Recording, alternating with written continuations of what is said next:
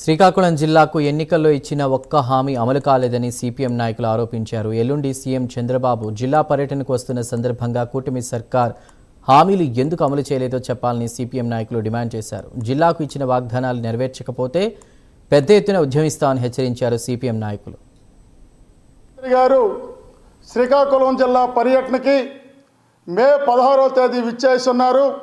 ఆ విచ్చేసిన సందర్భంగా ఎన్నికల్లో వాగ్దానాలు ఇచ్చి 2 సంవత్సరాలు అయింది. జిల్లా ప్రజలకి ఏ ఒక్క వాగ్దానం కూడా అమలు జరగలేదు.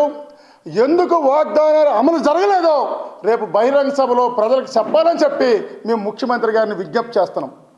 అయ్యా ముఖ్యమంత్రి గారు, మీరు ఎన్నికలప్పుడు ఈ శ్రీకాకుళం జిల్లా ప్రజానీకానికి మేము పెండింగ్ ప్రాజెక్టులు పూర్తి చేసి ఇచ్చాపురం వరకు నీరేస్తామని మీరు చెప్పినారు.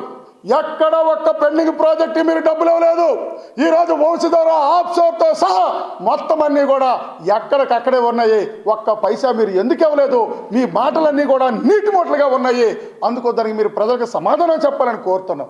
ఎన్నికలలో మన ముఖ్యమంత్రి గారు చంద్రబాబు నాయుడు గారు ఆ రోజు ఇచ్చినటువంటి హామీల్లో ఏ ఒక్క హామీ కూడా ఇవాళకి అమలు జరగలేదు.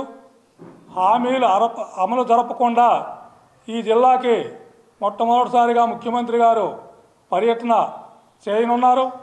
ఆయన ఇచ్చినటువంటి హామీల్లో ప్రధానమైనటువంటివి శ్రీకాకుళం జిల్లా వెనుకబడి ఉంది.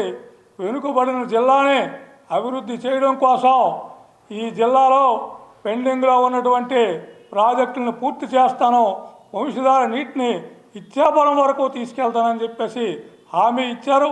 తను ఇచ్చినటువంటి హామీలు ఏ మేరకు అమలు జరిపారో, అమలు జరగకపోవడానికి కారణాలు ఏంటన్నది రేపు మీటింగ్లో తెలియజేయాలని చెప్పేసి సిపిఎం పార్టీగా డిమాండ్ చేస్తున్నాం.